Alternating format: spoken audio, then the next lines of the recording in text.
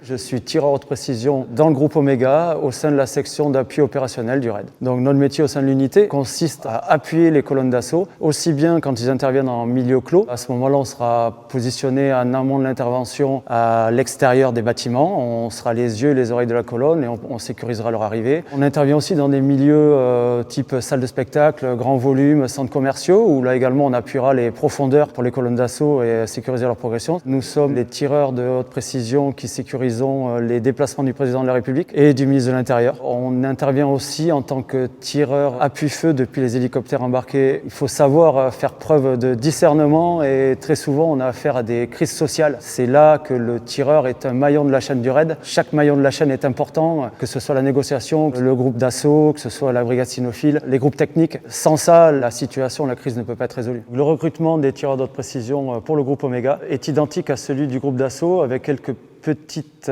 spécificités au sein des sélections. On rajoute quelques petits exercices pour détacher des profils particuliers. Pour être tireur haute précision, il est important d'être patient, d'être déterminé. On a des missions qui demandent des mises en place parfois assez compliquées, on doit durer dans le temps. On est en appui, donc il faut qu'on soit toujours force de proposition. En bientôt 20 ans au RAID, j'ai effectivement eu beaucoup de missions qui ont pu me marquer, ce qui a été le cas sur un trafic de stupéfiants, un retour de produits stupéfiants par voie routière. Le groupe technique de chez nous avait mis les moyens pour suivre le convoi. Les tireurs de mon groupe ont été déployés plusieurs heures avant autour d'un pavillon dans l'ouest de la France. Au milieu d'une forêt, on a dû se mettre en place. C'est une infiltration de nuit qui demande du temps, de la rigueur pour ne pas se faire détecter et ne pas faire capoter l'affaire. Au moment du top intervention, les blindés ont défoncé donc les portails d'entrée. Les trafiquants ont pris la fuite par l'arrière vers nous et c'est notre groupe qui a interpellé 2 sur 3 des trafiquants. Le groupe Omega, c'est vraiment un esprit de famille, un esprit de cohésion, de fraternité au sein de l'unité. Il faut se dire qu'une fois qu'on est passé au RAID,